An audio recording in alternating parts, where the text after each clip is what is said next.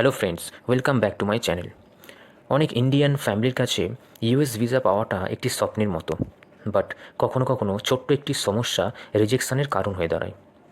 আজকের ভিডিওতে আমরা এমন একটি রিয়েল স্টোরি নিয়ে কথা বলবো যেখানে একটি ইন্ডিয়ান ফ্যামিলির ইউএস ভিসাটা রিফিউজ হয়েছিল অনলি ফর ল্যাঙ্গুয়েজ মিসআন্ডারস্ট্যান্ডিং, মানে ভুল কথা বলার জন্য।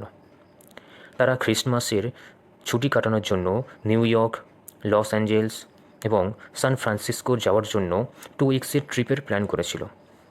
সব কিছুই ওয়েল ডকুমেন্টেড ছিল, ফাইন্যান্সিয়ালও ভালো স্ট্রং ছিল, বাট ইন্টারভিউ চলাকালীন তার ছেলে বলেছিল যে তাদের বাবা মা ভালো করে ইংলিশে কথা বলতে পারে না। সেই জন্য কনসুলেট নিজেই একটি হিন্দি ট্রান্সলেটরের অ্যারেঞ্জ করেছিল যাতে তাদের ইন্টারভিউতে কোনো প্রবলেম না হয়। সো এখানেই প্রবলেমটা শুরু হলো। যখন তাদের ইন্টারভিউ নেওয়া শুরু হলো তখন কনসুলেট নোটিস করলো যে তার মা কিছু কিছু কোয়েশ্চেনের আনসার ইংলিশে দিতে পারছে।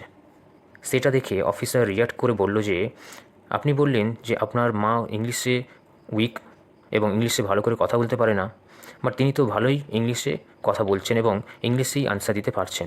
তারপরই ইন্টারভিউ ওখানেই শেষ হয়ে গেল এবং কিছুক্ষণ পরেই তাদের তিনজনেরই ভিসা রিফিউজ করা হলো। ইউএস ইমিগ্রেশন এবং ন্যাশনালিটি অ্যাক্ট সেকশন 214 আন্ডারে তাদের ভিসাটা রিজেক্ট করা হলো।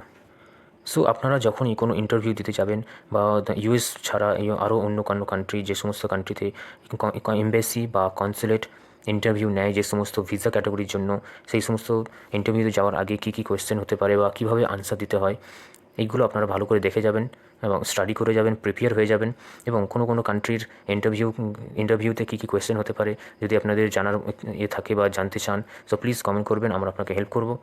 এবং এই ভিডিওটি যদি আপনার কোনো ভালো লেগে থাকে, এই ভিডিও থেকে যদি কোনো কিছু শিখতে পারেন, তো প্লিজ লাইক ও শেয়ার করবেন এবং চ্যানেলটিকে ফলো ও সাবস্ক্রাইব করবেন ফর লেটেস্ট ভিসা এবং রিয়েল স্টোরি। Thank you.